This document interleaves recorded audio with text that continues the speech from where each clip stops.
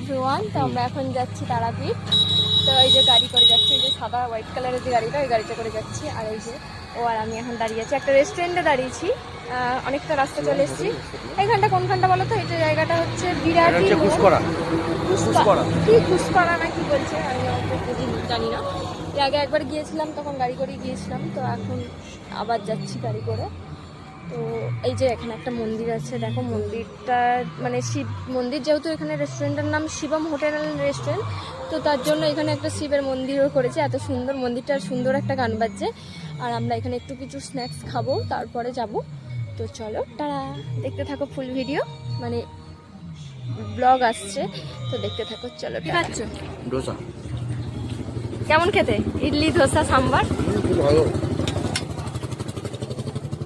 সাম্বার কোনটা? সাম্বার এটা।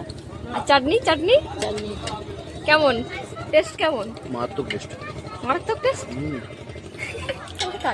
তোর একটা খেতে খেতে আর একটা মানে টেস্ট লেগেছে, তো আর একটা অর্ডার দিয়ে নিয়েছে। কেমন? পুরোটা খাইনি, কেমন? ক্যামেরাম্যান হাফ খেয়ে নিয়েছে।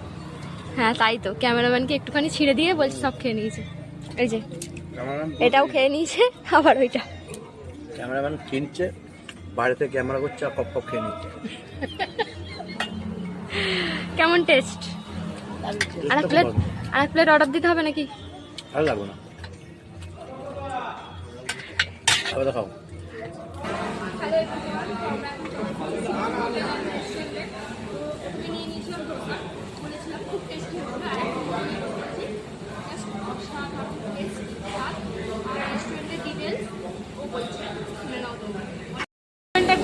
অ্যাড্রেসটা বলো।